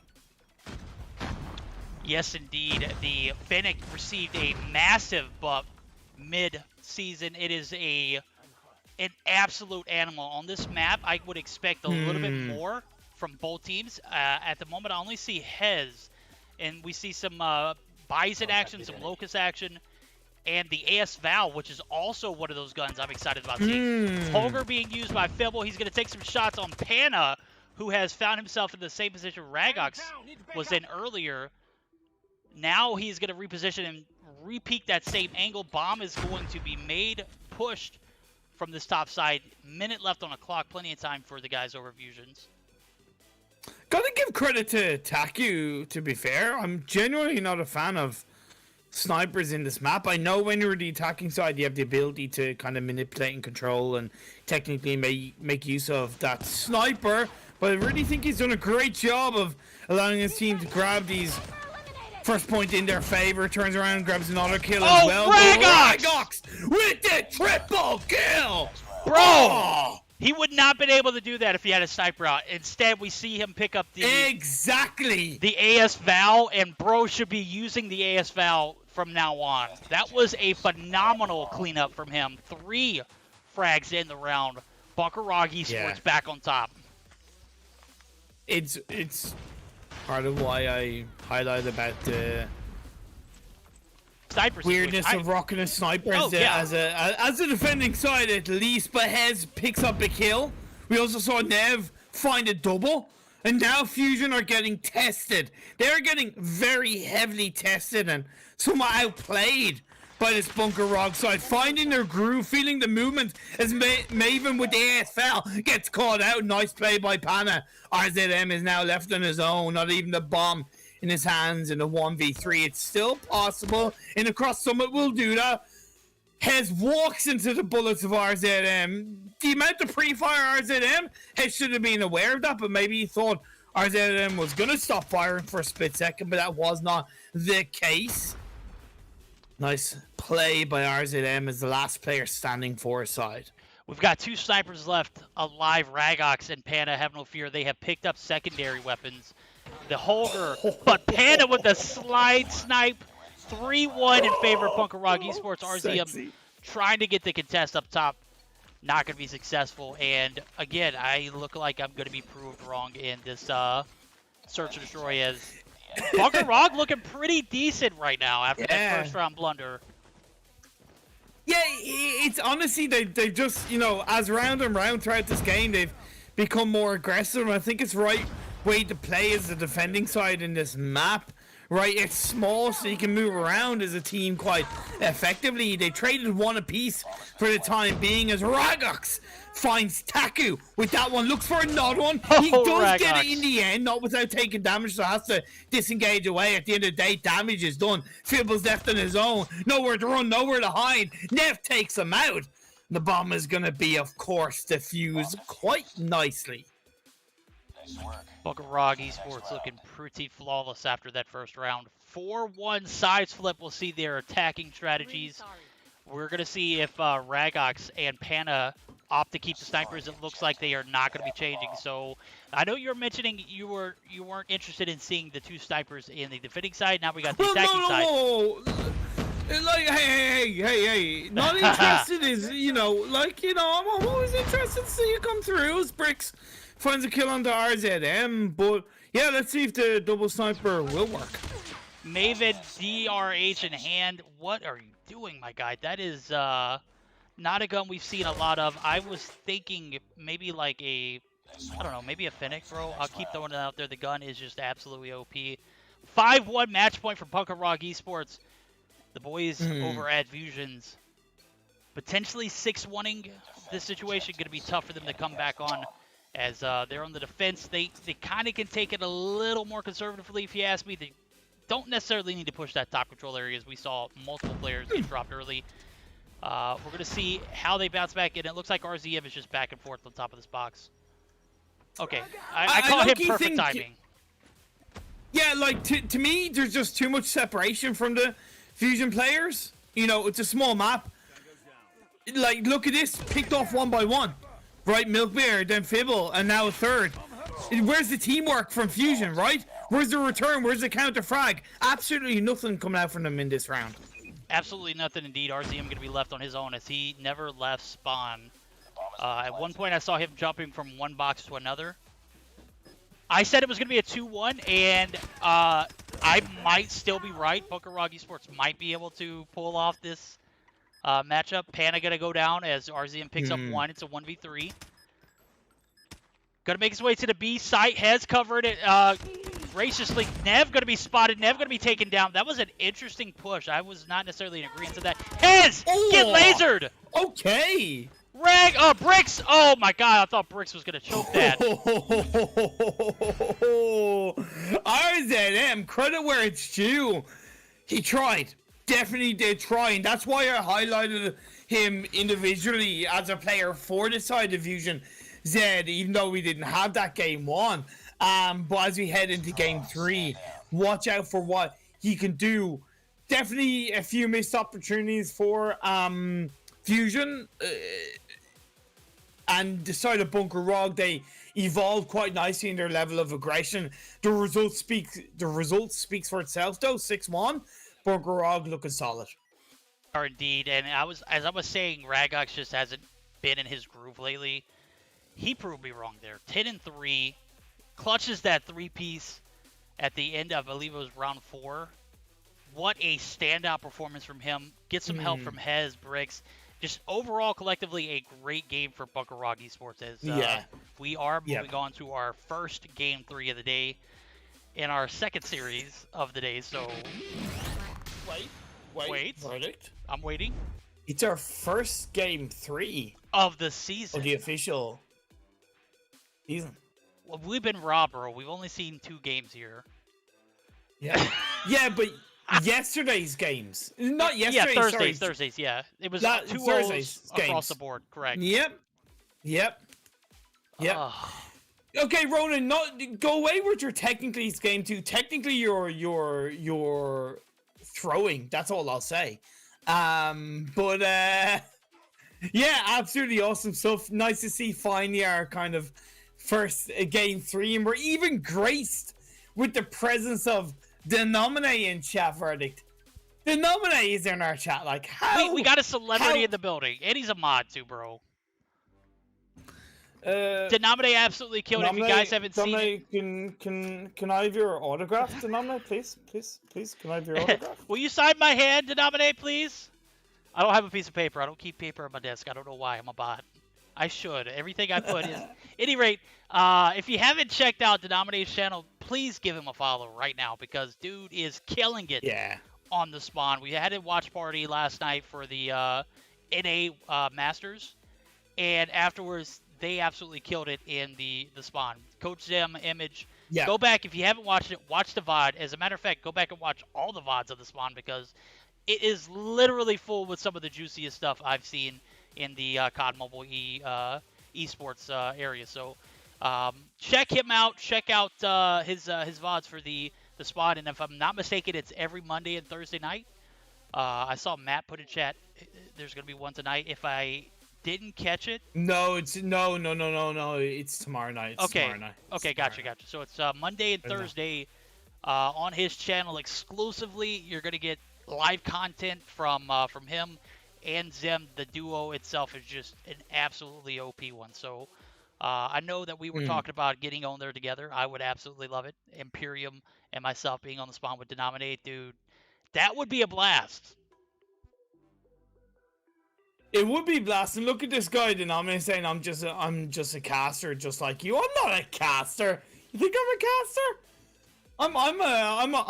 I'm a fraud. I'm someone that seems to be looked at as a caster. I'm just you know. You know what? His about me on Discord is worst caster worldwide, and mine is ImPERium is a superior caster to Verdict. So what does that make me?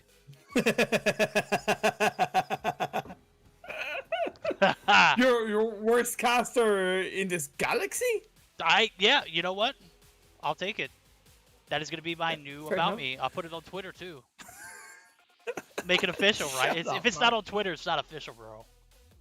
Oh man, if it's not, yeah, exactly. Once it's on the internet, it's official. Oh yeah, dude. You know. Absolutely. Yeah, exactly. Yo, I don't know what's going on in chat, bro. You guys gotta calm down. Like literally, I've seen more bans today than I've seen in all of last season. Like, guys, get your act together, bro.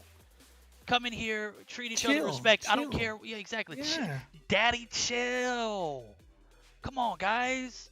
Get your act together. Don't make Verdict turn into Papa Verdict and just start Daddy Verdict. Yeah, Papa Verdict, Daddy Verdict. Hitman was in the Grandpappy Verdict. Yeah, exactly. Grandpappy Verdict. Sure. Never a dull moment here, bro. Oh my lord. Okay, come on. Start it up, guys. Come. We digress. Domination standoff. I did notice Denominate put a comment that he fears Bunker ROG to take this game 3. What's your thoughts? I completely agree with him. I actually called Bunker ROG Esports to take the hard point and lose the search and destroy. I was obviously wrong in that situation, but I implied that they would be taking the Dom. And yeah, even though we didn't see that game 1 technically, I don't think it would have mattered. We might have actually only seen a 2-0 situation, as the search and destroy after that first round just everything went downhill for VusionZ. It just looked like they didn't want to play together. They didn't have the right communication. RZM had opportunities where he popped off, and it looked like he was the only one, with the exception of Milkbear. I give it with Milkbear, he is just a phenomenal shotgun user. But when you're not playing with your team on a map like that, you kind of overextend with a shotgun and you put yourself in vulnerable positions. You got to communicate with your team with what you got going on, because there were several instances where he got frags and he was instantly traded. Now, had he had teammates there to have his back, that level of communication was vital, and I just felt like he didn't get the support he needed. So, Taku did well individually. Like, Taku did well. Maven, wasn't really, I'm not sure what he had going on. Fibble, individually I could dissect it, but collectively, I just didn't see that teamwork that I needed to see. That ROG Esports, severe. They brought it to the table, and they after that first round again, it was just an absolute blowout. And I think when you're heading into an objective-based map, and a domination map specifically, I really think that teamwork is needed. And I'm not saying Vusion doesn't have teamwork and they can't pull it out, but based on what we've seen so far, it is low-key lacking. So I worry about them. Plus the level of aggression from Bunker ROG, like, they're going to look to take this game in their control from the start. To me, right? They're gonna look to grab, I'm not gonna say an early B cap, but kind of maybe grab their opponent's A or C cap, right? And play that to their strengths and really manipulate and divert the traffic and essentially create that distraction and that separation for Vusion, where it is all in Bunker's control. That's what I think they're going to look to try to do. Absolutely. We are currently under a situation that is being reviewed, so guys, bear with us as we're going to get started up for game number 3. Won't go into further details about that, but domination standoff. This is going to be a absolutely action-packed map. I'm excited to see how Bunker ROG Esports plays it. They are Yeah. You know, after that tremendous, you know, gameplay in game number 2, I am expecting them to continue on with their dominance. But again, you know, For sure. it really could just boil down to if VusionZ comes back and reciprocates that energy. You know, they didn't get a chance to play game 1. Exactly. So maybe Exactly. maybe they have that try factor coming in. Maybe they just haven't been warmed up. Yeah. So we'll give them Sure. the benefit of the doubt There on could be that one. something. Could be something to see. Just to also kind of, you know, put it out there, because obviously I interviewed Marvel today and I really enjoyed it. And as I, of course, learned more and more about not only the game but being in the community more and more. If you have a suggestion of a player you would love to hear interviewed, and if you're a player, if you're in chat and you'd love to be interviewed, and you know, please hit me up and hit myself or Verdict up or anyone from Mobile Mayhem, because we want to bring more content like this to your screens. We want to help elevate the players and you know, I suppose don't want to say humanize them, but an element of humanize them and you know, give them a bit of a platform to speak about themselves, give their points of views, because you know, as an example, Marvel answered questions really nicely and it was great to learn more about him. I want to see more of that from players. So if you have any ideas of players you want to see interviewed, if you're a player yourself and you want to be interviewed and you're in the Mobile Mayhem, hit one of us up. Gladly we'll take time to speak to you. Yep. Still waiting on things to come through. I'm super excited about the content that we're bringing to the table for interviews. I literally came to the table with, you know, several names that I personally wanted to see. And I posted on Twitter on what everyone else wanted to see, and it pretty much went hand in hand. So I had already came in with a game plan. This is the players that I wanted to see who haven't seen in seasons past. Of course, we saw Jim in the first interview. That was a short notice interview that he granted to me because I had opportunity to get that in right before Thursday's stream. Obviously, if I had planned accordingly, I'd have done a better job of getting that in. But, you know, life, work, everything just comes through, and it literally panned out for me to get one interview in that morning, and he was the only one available. So I am looking for a more diverse portfolio for the interview segments, as I've seen a lot of the players were interviewed in seasons past, and I'm excited about some of these new interviews. Marvel was one of them. I haven't seen or heard from him. I've never seen his face. The dude's a gorgeous guy, man. He's a good-looking fella. So I'm excited to see what you guys bring to the table. I'm looking forward to a few off the rip. You know, some of the names that I could think of, Ragox, Viri, Baba Yaga. I have been so amped to get him in the mix. Jerry, who is one of the exciting players for one of these teams as well. We're going to get started up. So, game number 3. Sorry for the hold up. Sorry for the wait. Here it is. Hopefully it will be worth it indeed, at least, as you have Bunker ROG on the blue and man, fantastic side of Fusion on the red. Initial push comes through as seems like the Bunker ROG side have been able to grab their A side a little bit quicker, and as they push in RZM, it's found a kill on the Radox. So slower to take their own cap, but it does seem like, to be fair, the Fusion side are doing well to create a little bit of control in this center area of the map. Yeah, they've got complete control over being multiple players in the vicinity. Oh my god, somebody get a trophy down. Maven would not have been taken down. Trophy doesn't go down. They can lose one player. That's momentum that they lost due to the fact that the lack of awareness from VusionZ. They dropped the ball there. There was a 4 players were right there on B. Nobody had a trophy. What is going on? Situation. Oh, I love the fact that Ragok is rocking the Fennec Verdict. He's going to be able to cause a hell of a lot of damage. Dodge, dip diving and dodge. However, he does get shut down along the way, but not without the impact being made. And, you know, fair play to Fusion. They're focused on grabbing this B, but they still got to be careful of what Bunker ROG can do. They are. We're going to have one player from Bunker ROG push it up. Pana's going to be another. They are going to get the clear. They are going to go ahead and get the cap down. Still no trophy. I'm starting to question their tactics. Nonetheless, doesn't matter. It's, you know, the fact of the matter is they've got B now. So we'll see how long they can hold it as Bunker ROG's actually making their push on. Ragox being a menace as he is taken out there, but he did a little bit of damage inside the spawns, and slowly and surely, we're going to see Bricks try and get the contestants. It's about quarter-way cap. We are... Oh my god! Maven! Oh, sorry, but I just like...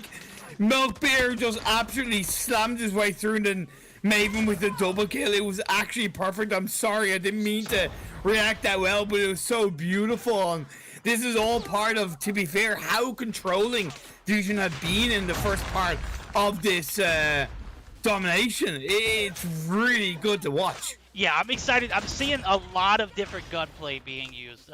Shoddy on the behalf of Hez, absolutely countering Milk Bear. Milk Bear has been doing a phenomenal job, 7-7 breaking even. But exactly, he has been the pivotal player in the spawn side of BK ROG Esports. So he pushed up grannies, prevented some rotations through mid, and it has allowed the guys over at VusionZ to have a little bit of advantage in this first half. 55 points and counting for them, as slowly but surely we're able to get the cap off. And now the C cap is going to be denied by Fibble. This might be a triple cap opportunity for the guys over at VusionZ. Yeah. Man, what the hell, Bunker ROG? Where are you? What have you done with the real Bunker? You know, I know that they're going for, you know, that clearance and trying to make something of it, going for the A cap, but at the end of the day, there's a real lack of teamwork and synergy from Bunker ROG. There's a disconnect there that we didn't see in Search and Destroy. I know it's a bigger map, but I don't know. You know what I reckon we should do, though, Verdict, is head on over to VusionZ comms at the start of the second half to see how they're getting on. I was like, I know we're not going to jump in right now. Yeah. But that situational awareness came through at the end. You saw it, so I'm glad you're much better than I, because I was actually about to jump in. Then I was like, whoa, this half's over with. Nonetheless, we're going to go ahead and get that comm check in from VusionZ, give them a chance to sound off. Bottom gurney with definition bottom gurney. Oh, he's one. Struck down. One going B. One Stelly at least. Oh, there you go. One dead. One tractor. Tractor dead. Tractor dead. One gas. This one gas. Enemy in sight. One spec alley. One spec alley. Alley dead. Yo, one statue. One's on A. Oh my. On A. Get him. One bottom grenade. A dead.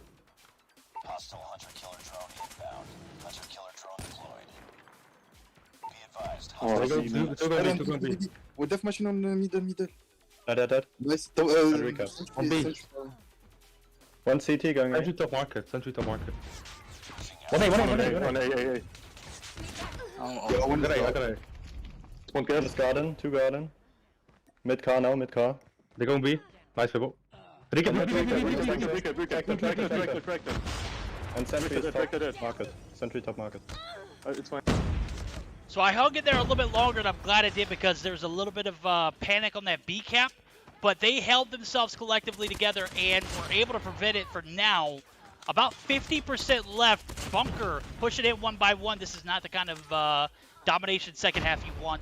You need to get a collective unit on the site. And I got to give it to them. The comms were a bit more relaxed. No, the comms are perfect to me. Okay.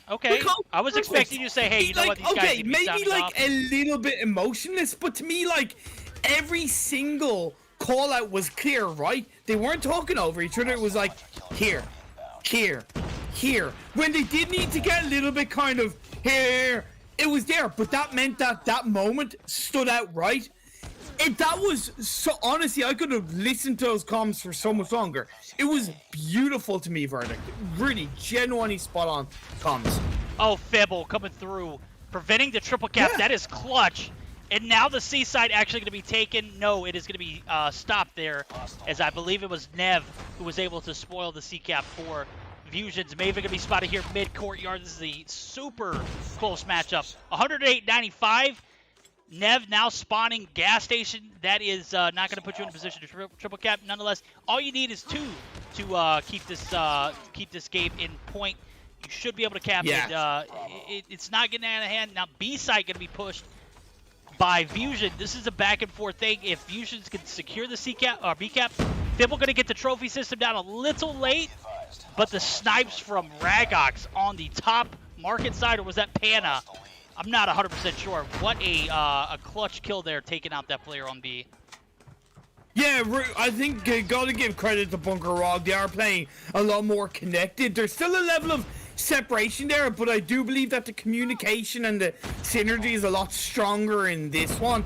Still maybe losing those 1v1 fights that they don't want to be losing, but when you're talking about holding on to kind of the double cap, they did hold on to it for a long period of time. We're 123, well, 125 to 124 in the favor of Vusion. They've regained the lead and regained the double cap. I'm looking at Rago, who's switching his way through along with the Predator missile. What is my friend?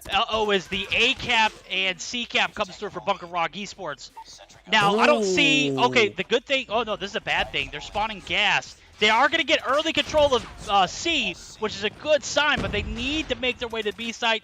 As Bunker ROG Esports not going to be able to capitalize on that? No. They're going to push back up. What is Ragox doing, bro? You got to get on the point. You got to play objective here. And the one way he does it, I see it now. He destroys the sentry gun, going to throw the Predator missile down, prevent that recap from going through on C. Nonetheless, we're not going to see any action at the B site for Bunker. What is going on?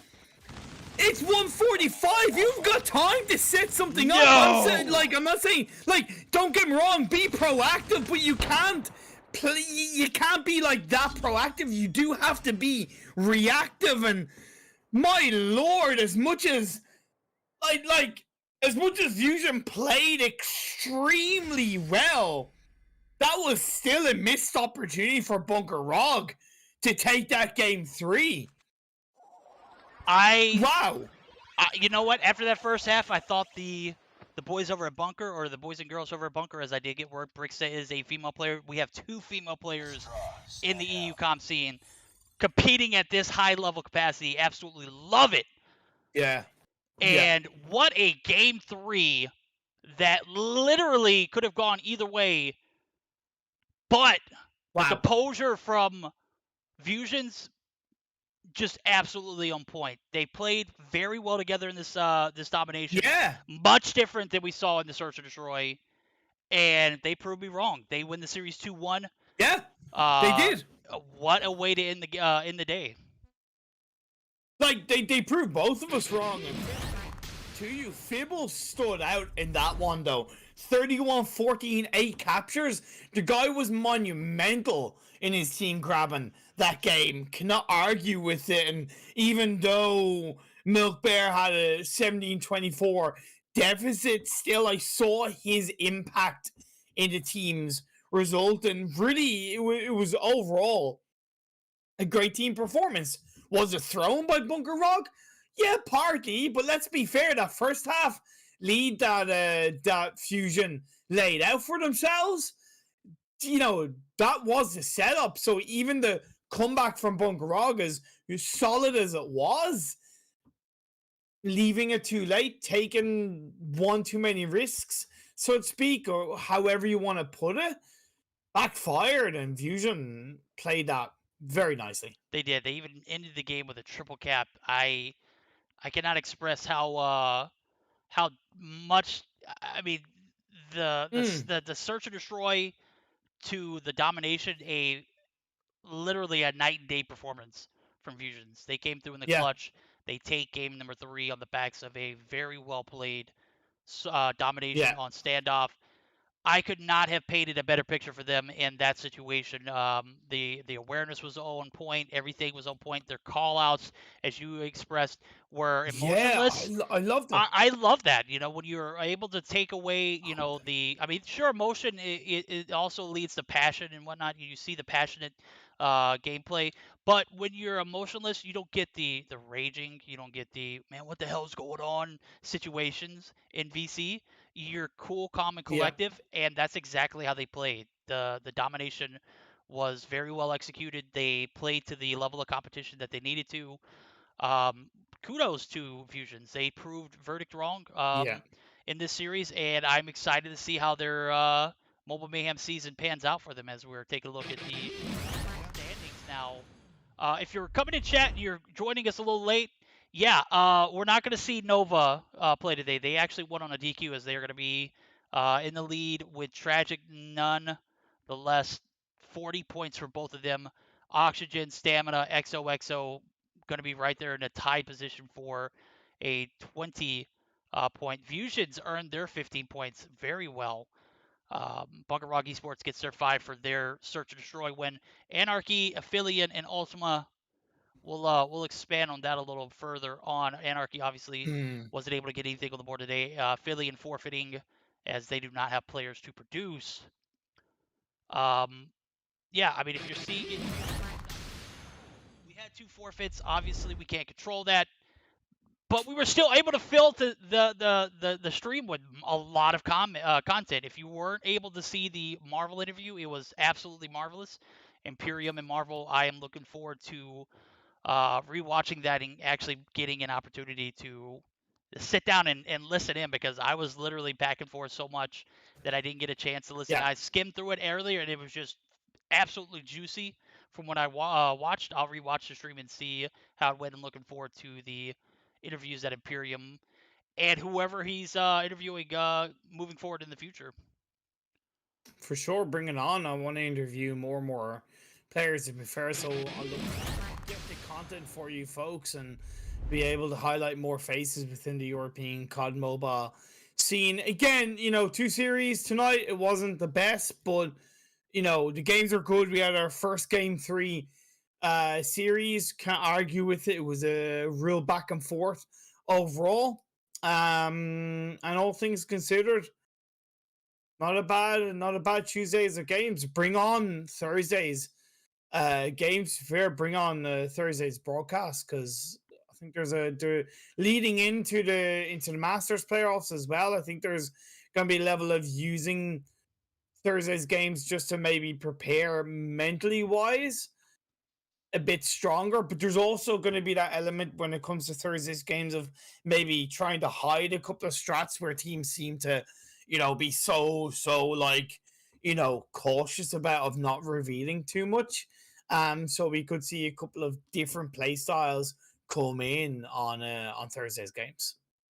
Speaking about Thursday's games, Zenshu versus XOXO, Stamina and Oxygen, that is definitely going to be a huge best of 3 series. Looking forward to that. Nova Esports taking on VusionZ. We saw VusionZ tonight. We didn't get the chance to see Nova today, but they did play Thursday. They played pretty flawless. Ultima and Aphelion, obviously, we're trying to figure out the Aphelion situation. They're trying to work on producing a roster. They didn't necessarily disband, but at the moment they don't have a full team. So to not go into too much detail, just give you guys an update on that situation. I'm hoping that they're able to fill the squad, because having a mobile Mayhem without Aphelion is literally, it has not been the situation since I've been here. So I know things change over time, but I don't know if I could necessarily say Aphilion's not competing in mobile Mayhem. That's a necessity, bro. Gotcha. Yeah. Oh man, it's going to be good to see Nova off the had a free win tonight, but with Fusion off the back of beating Bunker ROG tonight, they could be feeling confident on Thursday's game. So we could see a bit of a surprise series in that one. So I'm really looking forward to Nova against Fusion on Thursday, and Stamina going up against Oxygen. Whoo! That's gonna be very, very spicy. It is, absolutely, guys. Gonna be super spicy. Thursday stream's gonna be super spicy. If you didn't get a chance to see the dates for the Masters, the playoffs are gonna start on Saturday. We're gonna have another day on Sunday as well as we get geared up. We will be ready for a raid, but before then, we're gonna hear another COD Mobile ad.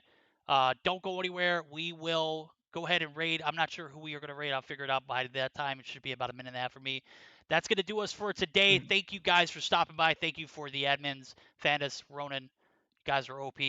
ImPERium, you're OP. Absolutely love you guys. We'll see you back Thursday.